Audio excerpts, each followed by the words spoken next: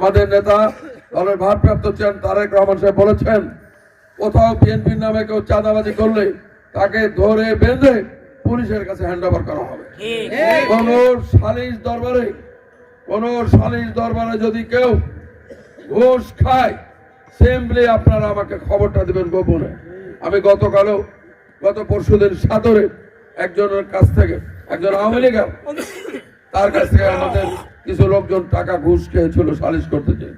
আমি পরে জেনেছি সেই টাকাটা আমি তাকে ফেরত দেওয়ার ব্যবস্থা করেছি।